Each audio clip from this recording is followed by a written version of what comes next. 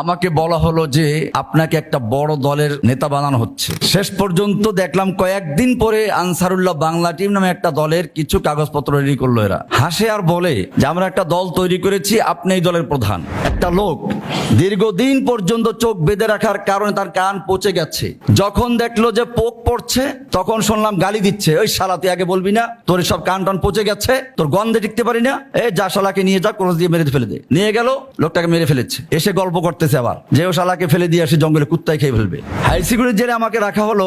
ওই জেলটার একদিকে প্রায় 6টা বিল্ডিং আছে, 6 তলা করে। 3টা বিল্ডিং সম্পূর্ণ খালি, আমাকে রাখলো মাঝখানে বিল্ডিং এ, তাও পিছনে, যাতে করে কোনো লোক দেখতে না পারি। এই বিল্ডিং আমার আগে ব্যবহার হয় নাই। আমার সঙ্গে কেউ দেখা করতে গেলে তাকে গুম করা হয়। আমার ছোট ভাই ছিল একমাত্র ব্যক্তি যাকে ওই সময় গ্রেফতার করা হয় নাই। কিসের মানবাধিকার? আমি বলতাম যে হিউম্যান রাইটস নয়, অ্যানিমাল রাইটস আমাদেরকে দাও। দীর্ঘ 11 বছর পর্যন্ত আমার সঙ্গে কাউকে দেখা করতে দেওয়া হয় নাই। দীর্ঘ 11 বছর পর্যন্ত আমাকে কোনো মোবাইলে ফোন করতে দেওয়া হয় নাই। দীর্ঘ 11 বছর পর্যন্ত আমার সঙ্গে কাউকে কথা বলতে দেওয়া হয় নাই।